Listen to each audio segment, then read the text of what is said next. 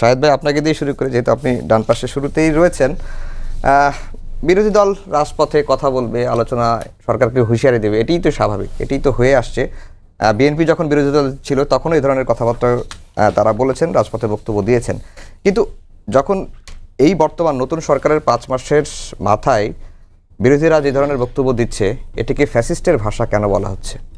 তারা তো বলবেই, তারা তো বিরোধী দল তো এইভাবেই কথা বলে। দেখুন, একটা বিষয় হলো যে একটু দুঃখজনক, আমাদের বিরোধী দলের অন্য খুবই ইনফ্লুয়েন্সিয়াল পার্ট এনসিপি, যাদের অনেকে আমাদের ভাই ব্রাদার, জুলাই রোশনাই আমি বলি সবসময়, তারা কোনটা পার্লামেন্টের বিহেভিয়ার, কোনটা রাজপথের বিহেভিয়ার, আর কোনটা ফরেন ডিপ্লোম্যাটদের সামনের বিহেভিয়ার, এইখানে যে ডিফারেন্সিয়েট করতে পারছে না, সেটা আমাদের জন্য একটু পীড়াদায়ক। আমি যদি জুলাই গণঅভ্যুত্থানের বর্ষপূর্তিতে রাষ্ট্রপতির উপস্থিতিতে এবং বিদেশি ডিপ্লোম্যাটদের সামনে যেইভাবে তারা হইচই করেছে, হ্যাঁ একটা অভিযোগ আছে যে তাদের নাহিদের বিষয়টা আসে না ওইভাবে, সেটা অন্যভাবেও বলা যেত, অথবা প্রতিবাদটা জানিয়ে তারা বলতে। এখন একটা ডকুমেন্টারি দিয়ে তো আর সবকিছুর অবদানকে স্বীকারও করা যায় না, আবার অস্বীকারও হয়ে যায় না সবকিছু, তাই না? It's been A debate, national debate. যদিও পরবর্তীতে নাহিদ ইসলাম ভালো বক্তব্য রেখেছেন, সালাউদ্দিন আহমেদ উনিও রিকভার করেছেন। রাষ্ট্রপতি সাহেব বলেছেন যে যেখানে এটা কি বল, বেগম জিয়ারও কোনো অবদানের কথা নাই, আবার শহীদ আবু সাঈদের কিছু নাই। So it's not a, so আপনাকে দেখতে হবে যে সেন্সিবল পলিটিক্সটা কতটা জরুরি বাংলাদেশের রাজনীতিতে। সেই সেন্সিবল পলিটিক্স বিএনপি ক্ষমতাসীন দল হিসেবে করার চেষ্টা করছে বলেই আমি মনে করি প্রতীয়মান। সেই জায়গায় বিরোধীরা তাদের যে একটা ক্ষোভ খায়েশ ছিল যে নির্বাচন হলে 3-4 মাসের মধ্যে সরকারকে ফেলে দিবে, কিন্তু আমরা দেখছি যে সরকারের কিছু ভালো কর্মকাণ্ডের কারণে ননস্টপ ভাবে তাদের প্রতি যে জনসমর্থনের জোয়ার, সেই জায়গায় সরকার ফেলে দেওয়ার মতো কোনো ইস্যু কিংবা জনসমর্থন, গ্রহণযোগ্যতা বিরোধীদের কাছে নেই। সেই কারণে তারা একটু ব্যতিব্যস্ত হয়েই ধরেন যে ছোটখাটো বিষয়গুলো যখনই সামনে আসছে, এই যে সরকার ফেলে দেওয়ার মতো একটা কথাবার্তা তারা বলছে আর কি। গণতন্ত্রে এটা বলা যাবেই, এটা সমস্যা নাই, কিন্তু আপনাকে দেখতে হবে যে না, এই বক্তব্যগুলো কখন আসছে, এটার সাথে সিনক্রোনাইজেশন আছে কিনা, অন্যান্যভাবে তাদের অবদানকে যারা নাই করে দিতে চায়, বাংলাদেশ রাষ্ট্রকে যারা আবার করদ রাজ্য প্রতিষ্ঠা করতে চায়, এখানে আবার মাফিয়াতন্ত্র প্রতিষ্ঠা করতে চায়, তারা যখন হুঙ্কার দিচ্ছে এখানে আসবে, আবার এরাও হুঙ্কার দিচ্ছে তোমাদেরকে ফেলে দিব, সেই জায়গায় ওই যে মাফিয়ার, এটাকে কি বলে, ফ্যাসিবাদের ভাষা আর কি বলেছেন, এটা রাজনৈতিক রেটরিক, ওই ইন্ধনটা প্রধানমন্ত্রী, আমি ছিলাম জুলাই জাদুঘরের সামনে, উনি বলছেন যে হঠাৎ যে অস্থিতিশীলতা তৈরি করে, এর পেছনে পতিত গোষ্ঠীর সাথে কোনো যোগসাজশ আছে কিনা সেটাও ভেবে দেখতে হবে। তো সরকারের ভিতরে এই চিন্তাটাও আছে যে এই যে বিরোধী দলকে নিয়ে, তাদেরকে আস্থায় নিয়ে যে রাজনীতি করার চেষ্টাটা সরকার করছে, আদৌ এটাতে তারা মনোভূত হচ্ছেন কিনা। আপনি আপনার জীবদ্দশায় কবে দেখেছেন যে বিরোধী দলীয় নেতার আসনে স্পেশাল এনভয় পাঠান প্রধানমন্ত্রী, তাই না? তার আসনে 2 জনকে পাঠিয়েছেন, একজন মন্ত্রী আর ঢাকার মেয়রকে পাঠিয়েছেন, প্রশাসককে, যে না ওখানে সবকিছু করতে হবে। আপনি কবে দেখেছেন যে বিরোধীদের প্রত্যেক আসনের জন্য 20 কোটি টাকা নিজে বরাদ্দ দেন, প্রধানমন্ত্রী বলে দেন? আপনি কবে দেখেছেন যে বিরোধী দলীয় নেতাকে ডেকে এনে বলেন যে আপনার আসনের সব দায়িত্ব আমার, আপনি বলেন কোথায় কি করতে হবে? এগুলো জেস্চার, রাইট? এই জেস্চার যে শুধু বিরোধী দলের প্রতি দেখাচ্ছেন তা তো না। উনি ডক্টর ইউনূসকে একজন বিজ্ঞ ব্যক্তি, ওনার নামে আমরা অনেক সমালোচনা করেছি নির্বাচন নিয়ে, যখন উনি পায়তারা করছেন, বাট এখন country is on the right track. উনি দর্শক সারি থেকে উনি বসায় নিজে, এগুলো গুড জেস্চার। সো এই গুড জেস্চারের রাজনীতি যেটা is driven by the prime minister, is it enough আপনার বিরোধী দলের মন জয় করার জন্য? আমার তো মনে হচ্ছে না এনাফ। সেই কারণে তাদের ওই যে নির্বাচনের আগে যে ছিল যে তারা সরকার ফেলে দেবে 3-6 মাসের মধ্যে, সেইটার যে তাদের এই মনোবাসনা বারবার উঠে আসছে, ওই জন্য বলছে যে এটা হচ্ছে ফ্যাসিবাদের, আমরা পদধ্বনি কি বলে, ওই রাজনীতির একটা চিত্র আমরা দেখতে পাচ্ছি। আমার ধারণা, যদি সরকার ফেলে দেওয়ার পর বিকল্পটা কি, দ্য কান্ট্রি কোথায় যেয়ে পৌঁছাতে পারে, given the fact India, Sheikh Hasina যেভাবে উকি মারছে ঘাড়ের কাছে, তারা যদি এইটা বিবেচনা করে, নিশ্চয়ই তারা তাদের কোর্স চেঞ্জ করবে। জি, মনে আপনার কাছে একটু পরে আসবে, আগে সারোয়ার তুষারের বক্তব্যটা শুনে নিই। শাহেদ ভাই যেটি বলছেন যে কোনটা সংসদের ভাষা আর কোনটা রাজপথের ভাষা, এটি আপনারা গুলিয়ে ফেলছেন। আর সরকারকে ফেলে দেওয়ার মনোবাসনা আপনাদের নির্বাচনের আগেও ছিল, এখন তো আরো বেশি জোরালো করছেন আপনারা, কিন্তু সরকারকে ফেলে দেওয়ার মতো কোনো ইস্যু নেই। জি, আপনাকে ধন্যবাদ। এখন সরকার বা সরকার দলের সমর্থকরা যদি আমাদেরকে এটাও নসিহত দেওয়া শুরু করে কোনটা কোথাকার ভাষা, তাহলে তো আমাদেরও নসিহত দিতে হয় যে কোনটা ইতিহাস আর কোনটা আত্মসাৎ, কোনটা বিকৃতি, এগুলো তাদের শেখা উচিত বা তাদের জানা উচিত।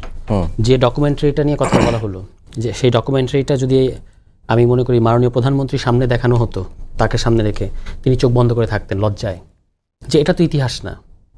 এবং কি দাঁড়ালো জিনিসটা, এখন পত্রিকায় রিপোর্ট হয়েছে, যুগান্তর আজকে রিপোর্ট করেছে, যে এটা মন্ত্রী এবং প্রতিমন্ত্রী ওই সংশ্লিষ্ট মন্ত্রণালয়ের দুজনের উপস্থিতিতে একাধিকবার জিনিসটা দেখানোর পরে আবু সাইদের ভিডিও, বৈষম্যবিরোধী ছাত্র আন্দোলনের বিভিন্ন আন্দোলনের ফুটেজ, এগুলোকে একেবারে ইন্টেনশনালি কেটে দেওয়া হয়েছে।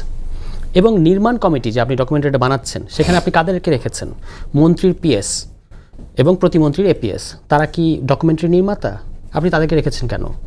এবং বলা হচ্ছে মন্ত্রণালয়ের ভেতর থেকেই এই শীর্ষ পর্যায়ের একজন আমলার নির্দেশে এই জিনিসটা বাতিল করে দেওয়া হয়েছে এবং মন্ত্রী প্রতিমন্ত্রীর ব্যাপারে সম্পূর্ণ অবগত ছিলেন। ওখানে যদি আমরা এই প্রতিবাদটা না করতাম, এবং শুধু তো আমরা প্রতিবাদ করি নাই, আপনি যাদেরকে দাওয়াত দিয়েছেন, এটা তো সরকারের প্রোগ্রাম, সরকার দাওয়াত দিয়েছে। আমরা গেছি সাকুল্যে 8 জন, 7-8 জনের একটা টিম গেছে, বাকি যারা উপস্থিত ছিল তারাও তো প্রতিবাদ করেছে। এবং সেই প্রতিবাদ করার পরে আপনি দেখেছেন পুলিশের আইজির ভাষা দেখেছেন, স্যার এগুলাকে কি বাইর করে দিব এগুলা। তো উনি যে এই যে মায়ের চেয়ে মাসির দরদ বেশি দেখাচ্ছেন, উনি হয়তো ভুলে গেছেন যে আজকে একজন পুলিশের ঊর্ধ্বতন কর্মকর্তা, সম্ভবত আইজি, তো যে মামুন সাহেবের, উনি তো আইজি ছিলেন, আজকে তিনি রাজবন্দী, মানে সাজা কম পাওয়ার জন্য তাকে আজকে রাজসাক্ষী হতে হয়েছে। এই ইতিহাস যেন এই যে নতুন আইজি সাহেব ভুলে না যান, এই গরম দেখানো হবে না এগুলাকে। ভাষাটা কিন্তু অত্যন্ত আপত্তিকর। ওখানে একজন মাননীয় সংসদ সদস্য ছিলেন প্রতিবাদকারীদের মধ্যে, তাকে মনে রাখতে হবে। এবং আমি মনে করি মাননীয় স্বরাষ্ট্রমন্ত্রী উনি ভালো ম্যানেজ করেছেন, উনি বুঝতে পেরেছেন যে এটা এইভাবে ডান্ডা মেরে ঠান্ডা করার জিনিস না, এটা অ্যাড্রেস করতে হবে, ক্ষোভটা কোথায় সেটাকে অ্যাড্রেস করতে হবে। এবং তিনি তখন মাননীয় সংসদ সদস্য এবং এনসিপির সদস্য সচিব আখতার হোসেনকে কথা বলার জন্য বলেছেন। তাহলে এই যে আপনি 2 বছরের মাথায় এভাবে ইতিহাস বিকৃতি করতে গেলেন, এই আওয়ামী খাসলত আপনাকে পেয়ে বসলো কেন? এবং এভাবে আপনাকে বিএনপি তো এত এভিডেন্টলি গত 17 বছরের ফ্যাসিবাদ বিরোধী আন্দোলনে আছে যে আপনি শুধু প্রকৃত ঘটনা ন্যারেট করলেই সেখানে বিএনপিকে মানুষ পাবে। আলাদা করে তো এভাবে ইতিহাস আত্মসাৎ করা দরকার নেই, এমনকি এক দফা এটাকেও আপনার বিকৃত করার দরকার নেই। যেটা ইতিহাস এটা ইতিহাস। 3 তারিখের ইতিহাসে আপনি ওখানে আরেকজনকে বসিয়ে দিলে হবে না। এবং ভার্চুয়ালি জনাব তারেক রহমান আমাদের এখন মাননীয় প্রধানমন্ত্রী, তিনি 17 তারিখ না 16 তারিখে বলেছেন এটাকে হাজির করলে হবে না। কারণ হচ্ছে বিএনপি তো 17 বছর ধরেই পদত্যাগ চেয়েছে, কিন্তু জুলাইয়ের এক দফা কোনটা, এটা তো ইতিহাসের ব্যাপারে আপনাকে সত্যনিষ্ঠ থাকতে হবে। আপনি এতদিন আওয়ামী লীগের সাথে এটা নিয়ে পাঙ্গা নিয়ে পারেন নাই, এই স্বাধীনতার ঘোষককে। এখন আপনি বাচ্চা কাচ্চা ছেলেদের সাথে, যাদেরকে আপনার বাচ্চা কাচ্চা ছেলে বলেন, তাদের সাথে আপনি এটা নিয়ে পাঙ্গা নিবেন যে এই জুলাইয়ের এক দফা, মানে এই খায়েশটা তো খারাপ। আপনি ডিউ ক্রেডিট দেন। এবং এটা কোথা থেকে আসে আমি আপনাকে বলি, সাইকোলজিটা। আজকে দেখবেন আমাদের মাননীয় পানি সম্পদ মন্ত্রী অ্যানি ভাই একটা কথা বলেছেন যে আপনারা বৈষম্যবিরোধী আন্দোলন পর্যন্ত থাকতেন, ওই পর্যন্ত সীমাবদ্ধ থাকতেন, দল করতে গেলেন কেন? এটাই হচ্ছে মূল গাত্রদাহ, এটাই হচ্ছে মূল মনের ভেতরের যে ওই পলাতক কাদেরের ভাষায় জ্বালা, অন্তর্জ্বালা, যে তোমরা কেন ভাই রাজনীতিতে আসলা কেন? তোমরা আন্দোলন করেছো, রক্ত দিয়েছো, তোমরা এখন চলে যাবা আমাদের হাতে ক্ষমতাটা দিয়ে কুচকাওয়াজ করতে করতে ঘরে ফিরে যাবা। তোমরা যে আবার রাজনীতিতে আসছো, তোমাদের সাথে আমাদের একসাথে রাজনীতি করতে হচ্ছে, এটা তো আমাদের ভালো লাগে না। আমাদের তো ওই পুরনো সেট আপ, সেটা ভালো লাগে, ঠিক আছে? ওইখান থেকে আপনার এই জিনিসগুলো আসে। তো আমি বলবো যে আপনার বিরোধী দল তো সরকারকে সহযোগিতা করতে চায়, এবং সহযোগিতা করতে চায় বলে অন্য অনেকে সরকারের যে বিরোধী দলের সমালোচনা অনেক সময় বেশি করছে, যে বিরোধী দল হচ্ছে দুর্বল, বিরোধী দল হচ্ছে আমরার মামুরা, এই ধরনের কথা বলে না। তাদের মাথায় তো বিরোধী দল আছে ওই জ্বালাও পোড়াও, কিংবা সরকার বলতে যে ধরো তক্তা মারো পেরেক টাইপের। এখন যে একটা গঠনমূলক, যেখানে সহযোগিতা সেখানে সহযোগিতা, যেখানে বিরোধিতা ওখানে বিরোধিতা, এটা তো অনেকের ভালো লাগে না। তারা তো আগুন লাগাতে চায়, গ্যাঞ্জাম লাগাতে চায়। তো কিন্তু বিরোধী দল যে আপনাকে সহযোগিতা করবে, সেটা তো আপনার ব্ল্যাঙ্ক চেক দেবে না তো বিরোধী দল আপনাকে। আপনি ইয়েকে ওই কি বলে বসুন্ধরাকে জ্বালানি বাজার তুলে দেওয়ার জন্য চেষ্টা করবেন, বিরোধী দল চুপচাপ বসে থাকবে? আপনি প্রাইভেটাইজেশন করবেন ওষুধের নিত্য প্রয়োজনীয় ওষুধগুলো, যেগুলো গুরুত্বপূর্ণ ওষুধ, সেগুলো আপনি প্রাইভেটাইজেশনের দিকে যাবেন, তো বিরোধী দল বসে থাকবে? আপনি জুলাই সনদ বাস্তবায়ন করবেন না, গণভোট বাস্তবায়ন করবেন না, আপনি ইতিহাস বিকৃতি করবেন, আপনি সমস্ত জায়গায় রাষ্ট্রীয় প্রতিষ্ঠানগুলোকে দলীয় পুনর্বাসন কেন্দ্র বানাবেন, আর বিরোধী দল কি বসে বসে থাকবে? আপনার কাছে আবার আসবো মনিয়াপা, বিরোধী দল আসলে রাজপথে কি বলবে বা কি কর্মসূচি দেবে, এটিকে সরকার বা সরকারি দল ঠিক করতে পারে কিনা, বা ঠিক করে দেওয়ার কথা বলতে পারে কিনা, এটি একটি দিক।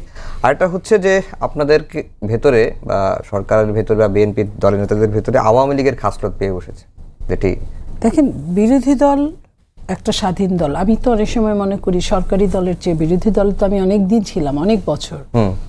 সেইখানের যে একটা ফ্রিডম, মানুক বা না মানুক কেউ, আমার যে ফ্রিডমটা, কথা বলার যে, আমি কথা বলে যে শান্তি পাওয়াটা, যে আমি জনগণের হয়ে কথা, আপনি টকশোতে এসে বলেছেন যে এখন আর শান্তি পায় না, কথা জনগণের হয়ে কথা বলেছি।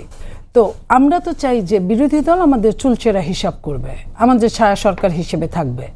এটা কিন্তু আমি না, শুধু আমার যে নেতা জনাব তারেক রহমান সাহেব, উনি নিজে এই কথাটা প্রায় সময় প্রকারান্তরে বিভিন্ন ভাষায় উনি বোঝানোর চেষ্টা করে। এই যে শাহেদ সাহেব বললেন যে 20 কোটি টাকা, উনি কিন্তু ওনার বক্তব্যের শুরুতে বলেছেন, যান আপনাদেরকে আমি, যাতে কোনো কথা না ওঠে, ওই যে কথা উঠেছিল যে এমপিরা কম পেয়েছে, তাদের এমপিরা কম পেয়েছে, সরকারি এমপিরা বেশি পেয়েছে, কিংবা এই যে বিরোধী দলের নেতাকে বলা যে আপনার কি কি কাজ আমি নিলাম, এই জায়গাগুলো, এটা এই প্রকারান্তরে এটাই বলা। তো বিরোধী দল কথা বলবে, বিরোধী দলকে আমরা কথায় বাধা দিব না, এটাই কিন্তু এই গণতন্ত্রটাকেই আমরা 15.5 বছর খুঁজছিলাম। এবং এটা এখন চালু আছে বলেই মাঝে মাঝে কিন্তু গণতন্ত্র অপকাহিনীও আমাদের মাঝে আসে। এমন কথা, যে কথাগুলো, যে স্ল্যাং ল্যাঙ্গুয়েজগুলো বলা, এটাকে গণতন্ত্র বলে না, সেটাও আমাদের শুনতে হয়। এটা নিয়ে আমাদের অনেক খেদ আছে। বাট যে কথাটা হয়েছে, যেটা তুষার বললেন এতক্ষণ, আমি তুষারকে এটা বলবো যে হ্যাঁ, এই জিনিসগুলো ভুল হয় অনেক ক্ষেত্রে। ভুলটা কেমন হয় আমি বলি। আমি বহু বছর রাজনীতি করি, যেহেতু কিছু কিছু করে ধাক্কা খেতে খেতে শিখেছি কিছুটা। সেটা হলো যে এই কাজগুলো বেশিরভাগ আমলারা করে। সরকারি দল তো সবসময় মনে করে আমি তো ব্যতিব্যস্ত, আমি তো বিরাট ব্যস্ত, আমি ঘুরে বেড়াচ্ছি, আমি এই কাজ করছি, আচ্ছা ঠিক আছে দেখে নিব, তুমি দেখছো তো, তাহলেই হয়েছে, ঠিক আছে। তো কাহিনীটা কিন্তু অনেকটা এরকম হয়েছে। আমি যদি বলি যে এখন তো সবার পকেটই সাংবাদিকতায় ভরা, মোবাইল, সেটাই একটা সংবাদপত্রের অফিস বলা চলে। তাহলে এই যে 24-এর এত ছবি, ফুটেজ, এত রেয়ার জিনিসও এখনো বের হচ্ছে, আরো বের হবে দিন যত যাবে, সেটা তো বিরোধী দলের উচিত ছিল তারাও একটা প্রামাণ্যচিত্র বের করা। যখন দুইটা প্রামাণ্যচিত্র একখানে হবে, তখনই কিন্তু জনগণ বুঝবে যে কোনটা বেটার। জনগণ কিন্তু বেটারটাই বেছে নিবে। সরকারি দলে যে আমলারা অনেক সময় এটা করে, তার প্রমাণটা দিই আপনাকে। শেখ মুজিবের 100 বর্ষ পালিত হয়েছে, মনে আছে আপনার? 100 বর্ষ পালিত হওয়ার সময় দীপুমণি সম্ভবত তখন পররাষ্ট্রমন্ত্রী, সমস্ত বিশ্বের যত বড় বড়টারে দাওয়াত দিছে, কিংবা 50 বছর পূর্তি স্বাধীনতার, এমন হবে যে বাংলাদেশের, হ্যাঁ, স্বাধীনতার, দীপুমণি দাওয়াত দিয়েছে। দাওয়াত দেওয়ার পরে একটা ক্রুরপত্র বের হয়েছে, বেশ মোটা। সেই ক্রুরপত্রে কোথাও শেখ মুজিবের নামটা নাই।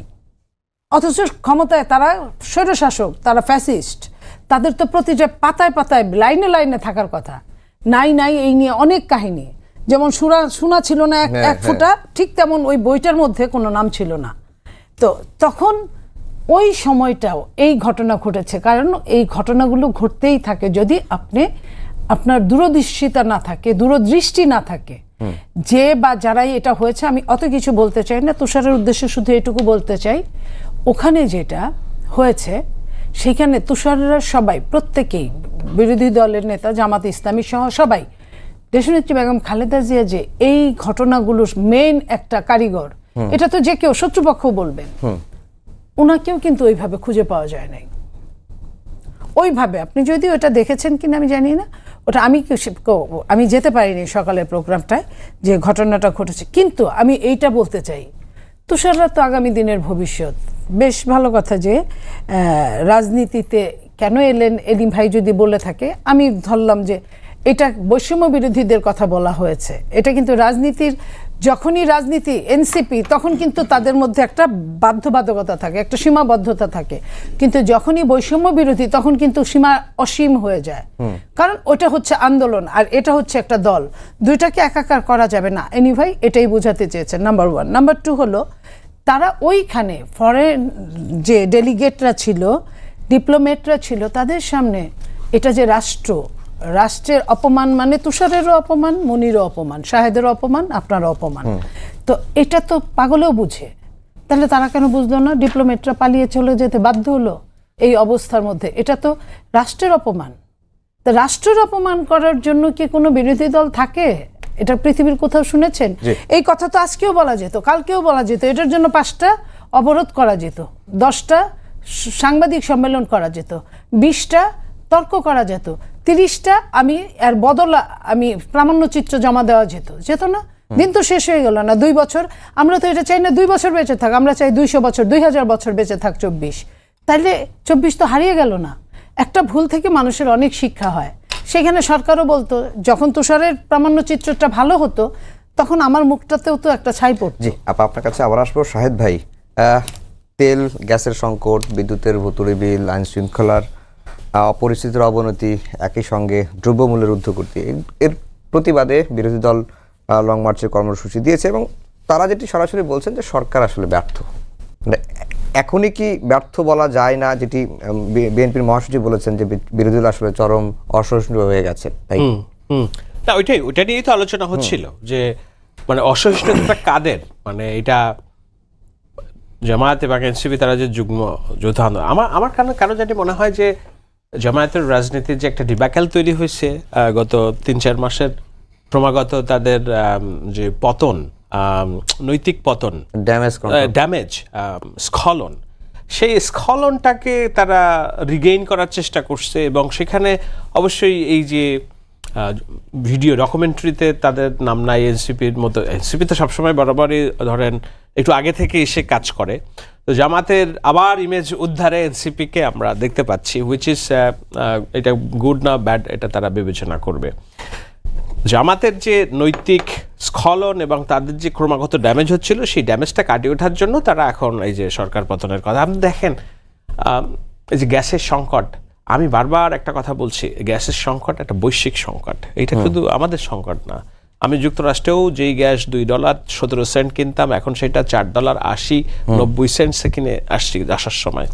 ক্যালিফোর্নিয়াতে গ্যাসের গ্যালন প্রায় $10, মানে এটা ডাবলের চেয়েও বেশি। এখন বিশ্বের সবচেয়ে ক্ষমতাধর দেশের এই অবস্থা, সেখানে এইখানে এসে আমার ওই যে একটা রিফাইনারি যে বিকল হয়ে গেল, আমি এখানে একবারে ধোয়া দিচ্ছি না, নিশ্চয়ই মন্ত্রণালয়ের গাফিলতি ত্রুটি আছে এবং তারা আমি দেখলাম যে গতকালকে ওইটা আবার রিপেয়ারও করে ফেলছে আর কি। তো এটা নিয়ে হয়তো গভর্নমেন্টের তরফ থেকে একটা অগ্রিম বার্তা দেওয়ার দরকার ছিল, পিআর ডিপার্টমেন্ট থেকে কিংবা অন্য জায়গা থেকে, যে this are the issues, but এটা খুব অল্প সময় এটা রিকভার করার চেষ্টা করছি, তাহলে বিরোধী দলের হাতে ইস্যুটা দেওয়া লাগতো না, তারা ইস্যু পাইতো না। আরও একটা যেটা বিষয় সেটা হইলো যে ধরেন এই যে সচিবালয়ের মতো একটা নার্ভের জায়গাগুলোতে তারা ব্লক করতে চাচ্ছে। রাষ্ট্রপতির আসন, সেই আসনে যেখানে ডিপ্লোম্যাটরা আছে, যেখানে আমি এটা দেখছিলাম যে প্রাইম মিনিস্টার ভাষণ দেবে বাংলায়, ডিপ্লোম্যাটরা বসে আছে বলে তার উপদেষ্টা মাহাদি আমিনকে ডাকলেন, ডেকে বললেন যে আমি যেটা বলবো এটার ইংরেজিতে তুমি করবা, কারণ আয়োজকদের ত্রুটি ছিল। প্রধানমন্ত্রীর ভাষণকে আপনার এটাকে কি বলে, ওই তলা দিয়ে যেটাকে বলে ডিভাইস দিয়ে যেটা সাবটাইটেলস দেওয়া, সেটার কোনো উদ্যোগ ছিল না। উনি দেখলেন, দেখে মাহাদি আমিনকে বললেন যে না, এটা আমি যখন বলবো তুমি এটা করবা। তার মানে উনি বাইরে যারা আছেন, দেখেন আমাদের এখানকার ইকোনমি তো dependent with the image of our foreign friends যারা এখানে আছে, তারা এখান থেকে যে রিপোর্ট দিবে, সেই রিপোর্টের উপর বেস করে তাদের দেশের ইনভেস্টররা গভর্নমেন্ট অ্যাপ্রোচ করবে।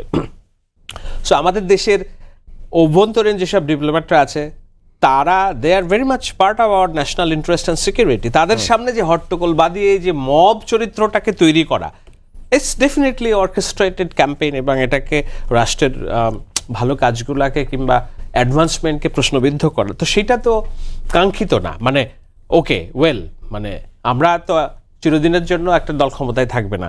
আমি মানুষের সিম্পলিসিটি, তাদের কমেন্টসগুলো দেখছিলাম, পড়ছিলাম, আরে ভাই তোরা একটা সরকার ক্ষমতায় আসে, তোরা দেখ 6 মাস, 1 বছর, 2 বছর দেখ, তাদেরকে চালাইতে দে, ভোটের সময় তো তোরা আসবি, এখনই কেন এত চিল্লাপাল্লা করি? সেটা 20 কোটি মানুষের দেশ, আমাদের সীমিত সম্পদ, সমস্যা থাকবেই, এই সমস্যা থাকবেই, কিন্তু সেগুলোকে অ্যাড্রেস করার জন্য আমাদের যে কালেকটিভ অ্যাপ্রোচ, সেই কালেকটিভ অ্যাপ্রোচটা আমরা শো করতে পারছি কিনা। যখনই না পারছি, তখনই এই প্রশ্নগুলো আসছে যে না, তোমাদের আসলে ইন্টেনশনটা কি, তোমরা কি আমাদের কাজ করতে দিতে চাও, না আমাদেরকে ফেলে দিয়ে নানানভাবে তোমরা তোমাদের সুবিধা নিতে? তোমরা তো চালিয়েছো 2টা বছর, রাইট, প্রায় অলমোস্ট 2 বছর চালিয়েছে।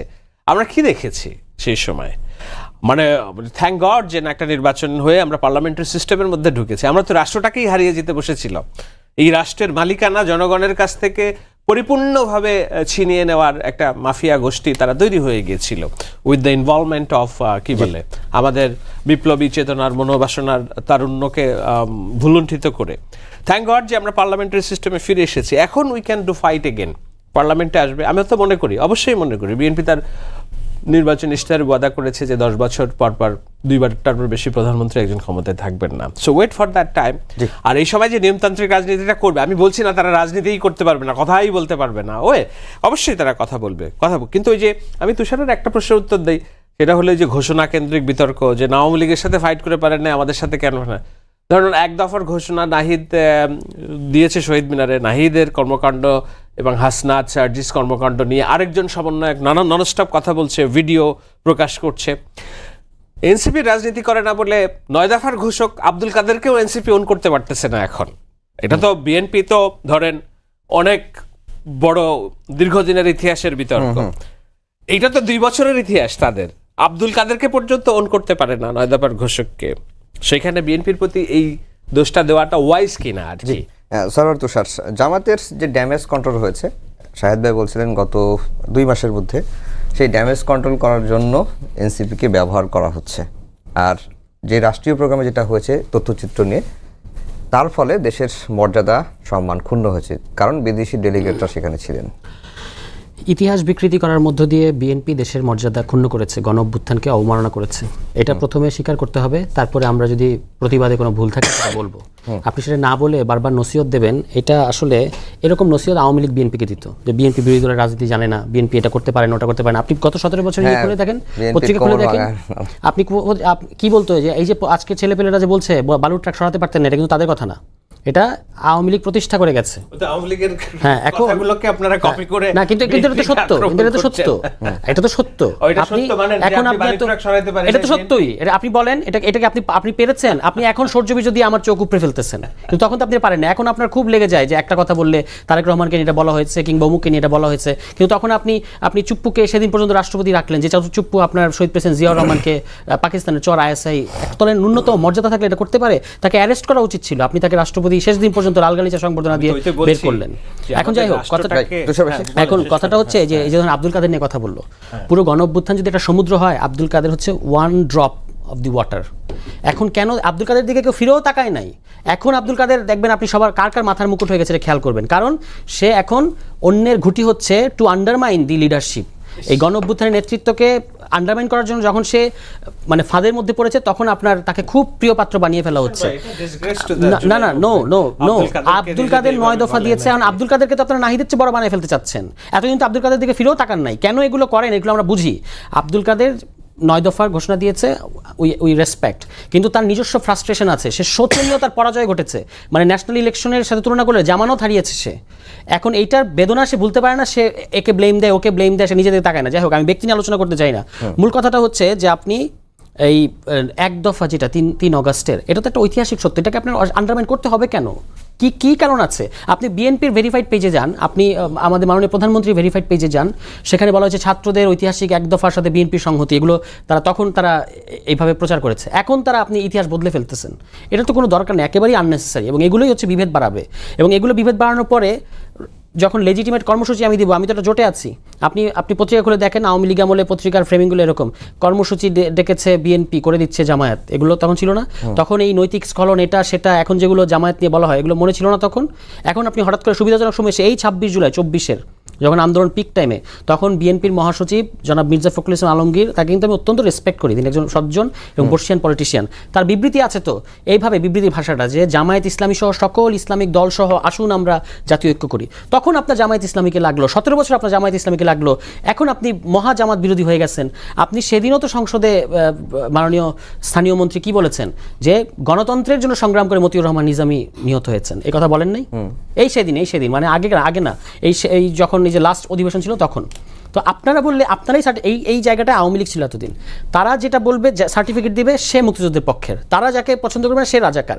আপনি জামায়াতের সাথে থাকলে গুড, আপনি পতাকা দেবেন তার গাড়িতে, এগুলো ভালো, কিন্তু এখন জামায়াত খুব খারাপ। এখন আপনার মনে পড়েছে হঠাৎ করে স্বাধীনতা বিরোধী। আপনি যতদিন বিএনপি জামায়াতের সাথে ছিল, একটা বাক্য দেখান তো মুক্তিযুদ্ধের মানে ইতিহাস নিয়ে কথা বলেছে, শুধুমাত্র স্বাধীনতার ঘোষক নিয়ে তর্ক করেছে বিএনপি, আর কোনো বলেনি। বরং মির্জা ফখরুল ইসলাম আলমগীর সহ অনেক নেতাকে আমরা বলতে শুনেছি পুরোনো কাসুন্দি ঘাটার দরকার নাই, এগুলো অতীত ইতিহাস, এখন তারা এরকম না, এগুলো তারা তখন বলেছে।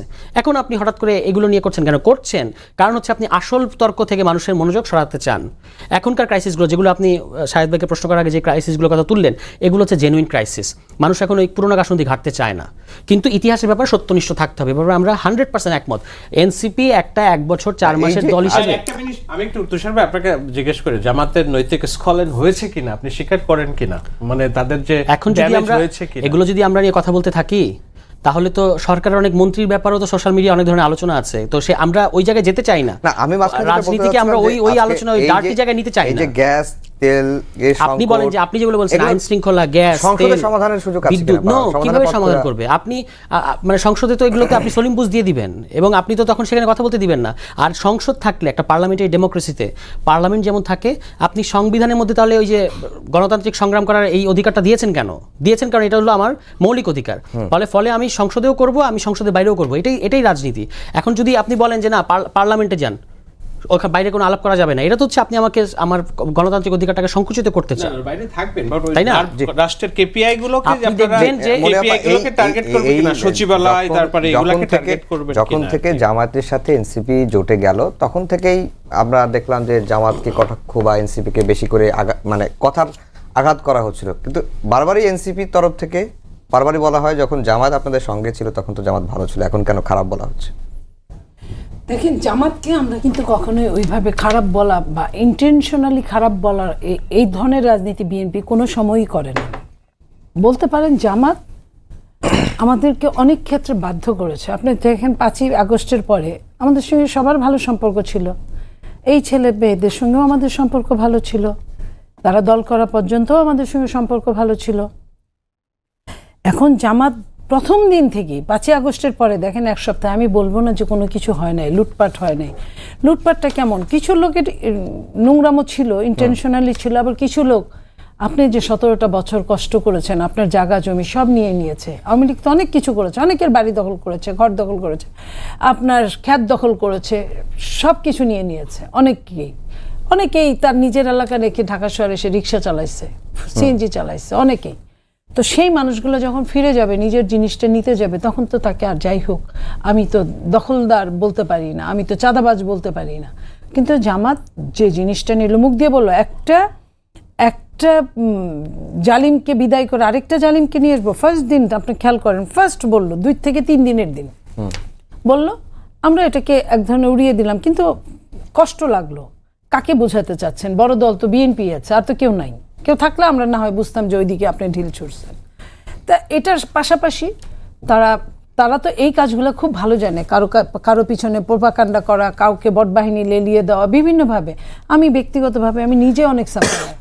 সেইখানে তারা কি করলো, এই যে বিএনপি চাঁদাবাজ, এই দখলবাজ, এই সব নিয়ে বিভিন্ন জায়গায় তারা একদম মানে ছড়িয়ে গেল সিরিয়াসভাবে, এবং নিজের কাজ যতটা করলো, নিজেদের নারীদেরকে ঢুকিয়ে দিল বিএনপির বাড়ি বাড়ি, নারীদের ওইখানে ঢুকিয়ে দিয়ে তারা কিভাবে বেহেস্তে যাওয়া যায়, কিভাবে কি করা যায়, আমরা যা করি সব অনৈতিক, এইখানে থাকলে দুজক হবে, এইসব করা শুরু করলো। আর বাইরে প্রপাগান্ডা, পুরুষগুলো প্রপাগান্ডা শুরু করলো, এবং যে প্রপাগান্ডাগুলো এখন পর্যন্ত চলছে। আমি তার মানে বলবো না আমরা এখানে 4 জন কেউই আমরা ফেরেশতা না, আমরা মানুষ, আমরা কেউ শয়তানও না, আমরা মানুষ। তো আমাদের মধ্যে ভুল হতে পারে, শুদ্ধ হতে পারে, সব কিছুই হতে পারে, কিন্তু আপনি আপনার সব কিছু বাদ দিয়ে আপনি আমার পিছনে লেগে থাকবেন 24 আওয়ার্স, এটা তো হতে পারে না। তাহলে আমরা তো করলাম না। আপনি মাঝখানে কি করলেন, বললেন আওয়ামী লীগকে, তার প্রায় 15-20 দিন 1 মাস পরেই আপনি বললেন আওয়ামী লীগকে ক্ষমা করে দিলাম। আরে আওয়ামী লীগ কি আপনার কাছে ক্ষমা চাইছে? যে আওয়ামী লীগ নিয়ে এত কাহিনী, আপনি তারা যে আওয়ামী লীগ এক কাপড়ে বিদায় হইতে বাধ্য হইলো, সেই আওয়ামী লীগ যে বলা নাই কওয়া নাই আপনি বললেন। আপনি তো যেমন তেমন একজন, তুষার বললে আমি মাইন্ড করতাম না, শাহেদ বললে মাইন্ড করতাম না, আপনি খোদ আমির উনি বলে ফেললেন আওয়ামী লীগকে ক্ষমা করে দিলাম। তাহলে আপনি আওয়ামী লীগকে ক্ষমা করে দিয়ে আপনি বিএনপির পিছনে লাগলেন, বিএনপিকে এই যে বলা, এরপরে যে তুচ্ছ তাচ্ছিল্য করা, এটা কিন্তু আপনি অনেক শিক্ষিত, অনেকখান থেকে পড়ালেখা করে আসছেন, কিন্তু আপনার শরীরে কিন্তু বাঙালি রক্ত বহমান। আপনি কিন্তু বুঝেন বাংলা ভাষা। আপনাকে কি বললে আপনাকে টিস করা হচ্ছে, আর কি বললে আপনাকে সম্মান করা হচ্ছে, আর কেউ না বুঝুক, আপনি কিন্তু ঠিকই বুঝেন। এই যে বলা, ধরেন এনসিপি বা বৈষম্য বিরোধীর পোলাপানদের কথা আমরা মেনে নিলাম, ওরা অনেক কিছুই জানে না পিছনের। আমাদের আন্দোলন যেদিন থেকে শুরু, ওদের অনেকের জন্ম সেই দিন, ওরা অনেক কিছু জানে না, কিন্তু আপনি তো জানেন। আপনি যে এই কাজগুলো করছেন সুকৌশলে, এবং আপনি কি করছেন, একটা বাচ্চার হাতে বন্দুক তুলে দিয়ে বলছেন ফায়ার। তো এনসিপি তো ফায়ার করলে কোন দিকে যাবে সে তো এটা খেয়াল করবে না, আপনি তাদেরকে ব্যবহার করছেন। এখানে কিন্তু এনসিপি কোনো ফ্যাক্টর না আমাদের কাছে, আমাদের কাছে ফ্যাক্টর এনসিপি দিয়ে করাচ্ছে কে? এই যে এনসিপি 2-1 গালাগালি করে, এদের ব্যাকগ্রাউন্ড দেখেন আপনি, এদের ব্যাকগ্রাউন্ডটা কোথা থেকে আসছে। তার মানে কি আমি কি বুঝতে পারি না যে এই গালাগালিটা কোথা থেকে আমদানি হচ্ছে? আর অন্যরা তো গালি দেয় না। একজন তুষারের সঙ্গে নইলেও আমি এই পর্যন্ত 50টা টকশো করেছি। কই আমি তো, আমার সঙ্গে তো গালির কোনো সম্পর্ক নাই কারো। হ্যাঁ, আমার সঙ্গে অনেকেরই গালির সম্পর্ক নাই, কিন্তু দলকে যখন গালি দেয় আমি নিশ্চয়ই, ও যখন চরমভাবে দলকে গালি দিত আমি নিশ্চয়ই 2বার ভাবতাম আমি এখানে বসার আগে, কিংবা আমিও যদি ওকে চরমভাবে গালি দিতাম ও 2বার ভাবতো। তো এই জায়গাগুলো আপনি এরপরে কি করে বললেন যে আমরা বরং অনেক সহনীয়, আমরা আমাদের অতীতকে ভুলি না। অতীতকে মানে আমার নেত্রী, দেশনেত্রী বেগম খালেদা জিয়া তাদেরকে অপছন্দ করতেন না। উনি সবসময় লিবারেল ছিলেন, লিবারেল হিসেবে উনি দেখতেন যে যুগপৎ আন্দোলন যারা একসাথে করেছিল সেই কথাটা কিন্তু আমরা মনে রাখি, যেহেতু আমাদের প্রয়াত নেত্রী আমরা মনে রাখার চেষ্টা করি। কিন্তু ওনারা কি ওনাদের জায়গায় দেখেন, সংসদে একরকম কথা বলে আমরা সঙ্গে আছি, সবসময় থাকবো, আর সংসদের বাইরে ওই দিনের কথাই আপনারা ধরেন, সংসদে একটা শব্দ করলেন না, বাজেট যেদিন আপনার পেশ হলো, পাস না পেশ হলো, বাইরে বিক্ষোভ একটা শব্দ করলো না, অথচ বাইরে বিক্ষোভ মানি না, মানলাম না। আপা, আপনার কাছে আবার আসবো। এক দফার মালিকানা নিয়ে আসলে অহেতুক বিতর্ক করা ঠিক কিনা, এটি একটি দিক। আর ভারতে শেখ হাসিনা যে সংবাদ সম্মেলন করে বক্তব্য দিয়েছেন, বক্তব্য দেওয়ার তিনি যে সুযোগ পেয়েছেন, এর পেছনেও সরকারের ব্যর্থতা আছে, বিরোধী দল সেটি দেখছে। আপনার কাছে কি মনে হয়? প্রথমে এক দফার বিষয় আসি। দেখুন, এক দফা নিয়ে মানে অর্জন, জুলাইয়ের অর্জন যদি আমি দেখি, শেখ হাসিনার পলায়ন যদি দেখি, তাহলে এই পলায়নের পেছনে, আমি তো বললাম ওই দিন জুলাইয়ের কনভেনশনের জাদুঘর উদ্বোধনের দিন ছিলাম, সেখানে প্রধানমন্ত্রী উনি স্পষ্ট করে বলেছেন যে এই জুলাইয়ের অর্জন মালিকানা কারোর একক না, এবং ওখানে তিনি স্পষ্ট করে কার কার অবদান আছে তুলে ধরে, এমনকি সেনাবাহিনীর কথা আলাদা করে বলেছেন। আফজাল, আপনাকে দেখতে হবে যে এই জায়গাটাতে এসে আজকে আমরা যে পৌঁছেছি, ইটস নট ইজি জার্নি ছিল না। 5 তারিখের পর 6 তারিখ প্রথম যে স্লোগানটা আমরা দেখেছি সেটা হলো নৌকা ধানের শীষ, এক সাপের 2 বিষ। আওয়ামী লীগের সাথে 2 সাপের 1 বিষ, না 2 সাপের 1 বিষ, আমি এগুলো মনে করতে চাই না। সমস্ত জায়গা থেকে 17 বছরে যে বিএনপি, আমি কেন বিএনপির এইগুলোর কথা বলি, because I was the part of this journey.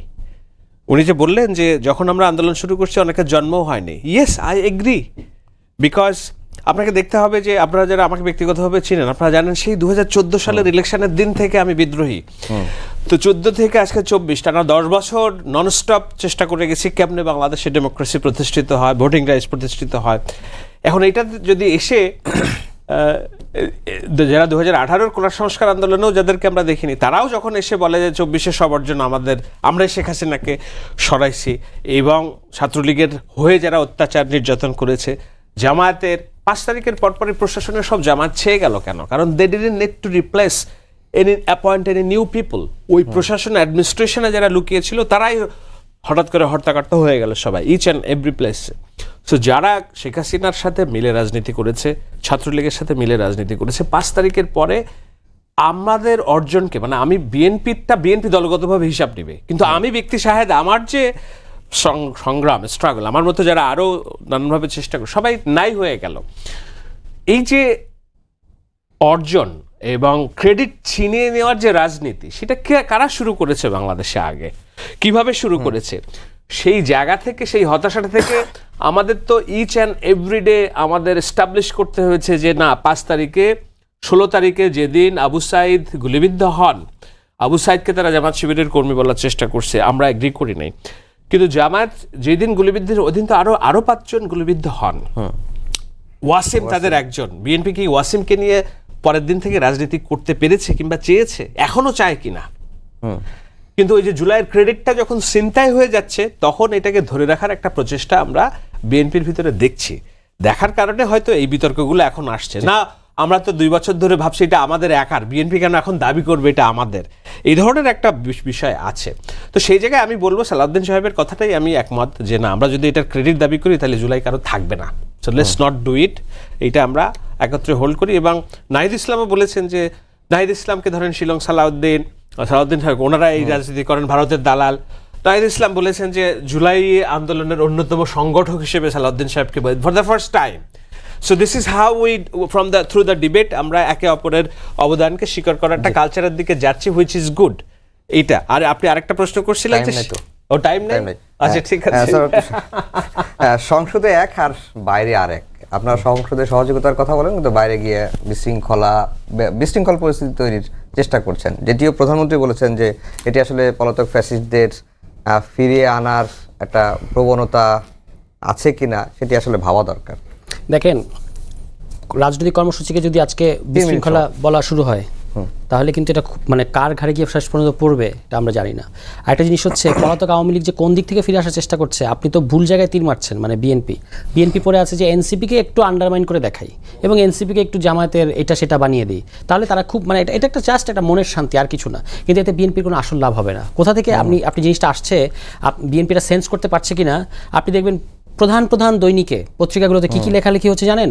Column লেখা হচ্ছে, বিভিন্ন বিশিষ্ট নাগরিকরা কলাম লিখছেন যে একজন নিষ্ঠুর স্বৈরশাসক দরকার এই মুহূর্তে বাংলাদেশের। এটা কিন্তু ওনারা মাননীয় প্রধানমন্ত্রীকে ওই স্বৈরশাসক হিসেবে কল্পনা করছেন সেটা না, ওনারা বোঝাতে চাচ্ছেন চাঁদাবাজি এটা সেটা এগুলো। এবং এই যে ঝালকাঠি 1 আসনের এমপি বিএনপি দলীয় কালকে একটা স্ট্যাটাস দিয়েছেন ভাইরাল অলরেডি, দেখেন উনি কী বলেছেন বিএনপির নেতাকর্মীদের ব্যাপারে, যে 6 মাস অনেক খেয়েছেন, আওয়ামী লীগের নেতাকর্মীদের পাহারার বিনিময়ে খেয়েছেন, আওয়ামী লীগের পক্ষে ওকালতি করে খেয়েছেন, আওয়ামী লীগের বাড়িঘর পাহারা দিয়ে খেয়েছেন, ঠিকাদারি পাহারা দিয়ে খেয়েছেন, শেষ পর্যন্ত টাকার বিনিময়ে আওয়ামী লীগের দলে যোগদান করিয়েও খাচ্ছেন, মনে হয় দলটা খেয়ে ফেলবেন। এটা হলো বিএনপির ঝালকাঠি 1 আসনের এমপির বক্তব্য, তার দলের নেতাদের ব্যাপারে বলছেন। তাহলে এই জিনিসটাকে এখন এই যে এক ধরনের সিভিল সোসাইটি আছে না, যারা এখনও আওয়ামী লীগ হারানোর বেদনা ভুলতে পারছে না, তারা এখন কি রান্নাবান্না করছে গোপনে গোপনে সেটা বিএনপিকে দেখতে হবে। তারা কিন্তু দেশে আবারও আরেকটা 1-11 ঘটানোর চেষ্টা করছে, কিন্তু বিএনপি ভাবছে এনসিপিকে তার প্রধান আক্রমণটা করতে হবে। আপনাকে এটা মনে রাখতে হবে, আমরা যতই বিরোধিতা করি সরকারের, দুইটা জিনিসে আমরা একমত। একটা হচ্ছে রাজনৈতিক এবং গণতান্ত্রিক প্রসেসের বাইরে যে কোনো কিছু মানে বাংলাদেশে আনার চেষ্টা করলে আমরা সেটা রুখে দাঁড়াবো। এখানে বিএনপি আমাদেরকে পাশে পাবে। কিন্তু যারা আজকে বিএনপি মনে করছে তাদেরকে যা বন্ধু ভাবছে, পত্রপত্রিকায় মিডিয়া, এই যে পুরনো আওয়ামী লীগের যারা এখনও অ্যাসেটগুলো রয়ে গেছে, তারা কিন্তু পত্রিকায় লিখে বাংলাদেশে আরেকটা মানে অরাজনৈতিক এবং দুরভিসন্ধিমূলক প্রসেসকে হাওয়া দিচ্ছে, মানে ফ্যানিং করছে। এদিকে কিন্তু বিএনপির হুঁশ নাই যে আপনি তাদেরকে কেন স্পেস দিচ্ছেন, তাদেরকে কেন আপনি এম্পাওয়ার করছেন। এটা করে আপনার লাভ নেই, কোনোদিন তারা আপনার কথা বলবে না। তো এইখানে আমি মনে করি যে তাদের মনোযোগ দেওয়া উচিত। আমরা পলিটিক্যাল প্রসেসটাকে আপহোল্ড করতে চাই, ডেমোক্রেটিক প্রসেসকে আপহোল্ড করতে চাই। সরকারের সমালোচনা থাকবে। আপনি জানেন বাজারে কি আলোচনা হচ্ছে, যে 2 বছর টিকতে পারবে কিনা সরকার, এবং এই আলোচনাটা মানে আইরনিক্যালি বিএনপির একাংশকে ভীত করেছে। এবং তারা ওই যে খাইয়ের যে কথাটা এই যে মাননীয় সংসদ সদস্য বলেছেন ঝালকাঠি 1-এর, এই যে তাদের মধ্যে যে এরকম হে মানব জাতি তোমাদের বড়ই তাড়াহুড়া শুরু হয়েছে, যে এটার কারণ কিন্তু তাদের মধ্যে এই জিনিসটা ঢুকে গেছে যে হয়তো আমরা 2 বছর বেশি থাকতে পারবো না। কিন্তু আমরা তো চাই যে সরকার মেয়াদ পূর্ণ করুক, কারণ এটা একটা নির্বাচিত সরকার। তাহলে কারা আপনার মধ্যবর্তী নির্বাচনের আলাপটা নিয়ে আসছে, কারা আপনার 2 বছর আলাপ নিয়ে আসছে, আপনি পারলে তাদেরকে খুঁজে বের করেন। বিরোধী দলের দিকে এত কামান্দা গিয়ে লাভ নাই। জি মনিয়াপা, বাজারে আলাপ যে এই সরকার 2 বছর থাকতে পারবে কিনা আপনি শুনেছেন কিনা বা আপনার ভীত কিনা? দেখেন, বাজারের আলাপ তো এটা বাজারেই থাকে। কারণ আপনার মনে আছে, আমি প্রমাণ ছাড়া কথা কম বলি, আপনার 8-এ যখন আওয়ামী লীগ ক্ষমতায় আসলো, গেল কোনো মতো 5 বছর, 14-তে যখন বিনা ভোটে নির্বাচন করলো মানে একচেটিয়া, তখন বললো যে এই সরকার, তারা নিজেরাই বলেছিল যে আমরা খুব তাড়াতাড়ি আমরা আইনের জন্য, শুধুমাত্র আইন মানার জন্য নির্বাচন করেছিলাম। 5 বছরের 5 সেকেন্ড আগেও তারা যায় নাই। 18-তে যখন নিশিরাতে নির্বাচন করলো, তখনও বাজারের কথা এরকম ছিল যে কয়দিন এই সরকার, কয়দিন। আমি নিজেও তাই মনে করতাম। তো তারপরেও কিন্তু 5 বছরের 1 মিনিট আগেও যায় নাই। 24-এ আসার পরে বরং নিস্তব্ধতা ছিল এক ধরনের। তখন মনে হয়েছিল ভেতরে ভেতরে যে ওই যে প্রতিদিন বাগে খায়, একদিন বাগে খাবে, সেদিন টের পাবে না। তো আমি বলছি যে বাজারে যে আলাপ, বাজারের আলাপ সবসময় ঠিক হয় না। আর একটা সরকারকে যখন এই এনসিপি নেতা নাহিদ বলেছিলেন 2 মাসের, বিএনপি সরকারকে বলেছিলেন যে পৃথিবীর সবচেয়ে অজনপ্রিয় সরকার নাকি। সরকারের বয়স কত? 2 মাস। আপনার জনপ্রিয়তা মাপারই কোনো নিক্তি জেনে হয় নাই। তো অতএব এই যে কথাটা বলছে তুষার, আমি তার সাথে একমত। যদি কিছু হয় বিএনপির, ওই আমি কি একাই হেরেছি, তুমিও কি একটু হারোনি, আমাদের অবস্থা কাহিল হলে তাদের অস্তিত্ব সংকটে ভুগবে। তারা জামাত তার অস্তিত্ব সংকটে ভুগবে। তাদের প্রয়োজনেই বিএনপি যেভাবে টিকে থাকতে পারে সেই চেষ্টা তাদের করতে হবে। হ্যাঁ, সমালোচনা হবে, ছায়া সরকার হবে, একদম নিচ্ছিদ্র আলোচনা হবে, টুকটাক ঝগড়াঝাটি হবে, কিন্তু তার মানে এই না যে এক দফায় যেতে হবে। তার মানে এই না, কারণ ওই জুজুর ভয়, যেটা জুজু কিন্তু সব জায়গায় চলমান, বহমান, দাঁড়িয়ে আছে, আপনার মধ্যে, আমার মধ্যে, সবার মধ্যে। তার প্রকৃষ্ট উদাহরণ হাদিকে যে ছেলেটা শুট করেছে সে হাদি প্রথমেই তার সবচেয়ে কাছে আগে পৌঁছেছে, তারপরে কতটা পৌঁছেছে যে তাকে গার্ড অফ অনারের মতো নিয়ে যাচ্ছিল এবং কতটুক গার্ড অফ অনার দিয়েছিল যে কানের কাছে হাতটা নিয়ে তাকে গুলি করেছে। সো এই জায়গা থেকে শিক্ষা নিতে হবে আমাদের। সেই দিনও আমি বলেছিলাম, আমাকে গালাগালি করেছিল, আজকেও বলছি, এইখান থেকেই শিক্ষা নিতে হবে যে কে তৈরি করলো, কার প্রয়োজন লাগলো। বেশি প্রয়োজন খাটাতে গেলে কিন্তু পরে আসল নিয়ে টানাটানি শুরু হবে, কিছুই থাকবে না। তাই বলছি আমিও টিকে থাকি, দেশটা টিকে থাকুক, দেশের গণতন্ত্র শক্তিশালী হোক, আপনিও টিকে থাকেন, আমরা এই রাজনীতিটা করতে পারি। বহু বছরের গণতন্ত্র এখানে একদম এবড়ো থেবড়ো হয়ে গেছে, গণতন্ত্রের শেষ প্যারাকটা ঠুকেছে শেখ হাসিনা। সেই জায়গা থেকে উত্তরণের রাস্তা একমাত্র একটাই, টানা 1-2 বার একটা সরকার গণতান্ত্রিকভাবে ক্ষমতায় থাকা। শাহেদ ভাই, যদি কিছু হয় বিএনপির, বাকিদের কি হবে? 1 মিনিট সময় আছে। যদি কিছু হয় বিএনপির, বাকিদের কি হবে? ঠিক আছে, আমি এতটা নৈরাশ্যবাদী না, ওইরকম না বিএনপির কি হবে বলে বাকিদের। মনিয়াপা বললো তো, মনিয়াপা বলছেন, মনিয়াপার এতে আমার কথা হচ্ছে যে আপনাকে দেখতে হবে politically Awami League is a dead force with the dead leadership. Sheikh হাসিনার এই বাংলাদেশে ফিরে আসার কোনো সায়েন্টিফিক তরিকা নাই বাংলাদেশে। এটা আমিও মনে করি, 100%। শেখ হাসিনাকে বাদ রেখেই আমাদের চিন্তা করতে হবে আগামী দিনের রাজনীতি। আমার একদম ক্লিয়ার স্ট্যান্ড। আওয়ামী লীগের যে পলিটিক্যাল ক্যাপিটাল আছে, আমি বারবার ফ্রম দ্য ডে অন থেকে বলছি, আপনাকে মুক্তিযুদ্ধকে প্রোটেক্ট করতে হবে, হুইচ ইজ বিএনপি ডুইং ফ্যান্টাস্টিকলি। আপনাকে সংখ্যালঘু নিরাপত্তা দিতে হবে, হুইচ ইজ বিএনপি ডুইং ফ্যান্টাস্টিকলি। বাংলাদেশের ইতিহাসে এর আগে কোনো নির্বাচনের পরে একটা হিন্দু নির্যাতিত হয় না, এমন কোনো নির্বাচন বাংলাদেশের ইতিহাসে হয় না, এবার হয়েছে এবং তারা সুরক্ষিত আছে। আপনাকে কালচারাল ফ্রিডম এনশিওর করতে হবে। আজকে জুলাইকে কেন্দ্র করে এনসিপি, বিএনপি সারা বাংলাদেশ জুড়ে কয়েকশো কনসার্ট করেছে। It has to be keep up. Awami League ফিরে আসবে কোন রাস্তায়, কার রাস্তায়? একজন এটা বললে খারাপ শোনায়। বাংলাদেশের রাজনীতিতে ওকে, আওয়ামী লীগের রাজনৈতিক দর্শন হয়তো টিকে থাকবে, but not under the leadership of Sheikh Hasina. So ওই যে টিকে থাকার ভয়, জুজুর ভয়, এগুলা আপাতত করা ঠিক হবে না বলে আমি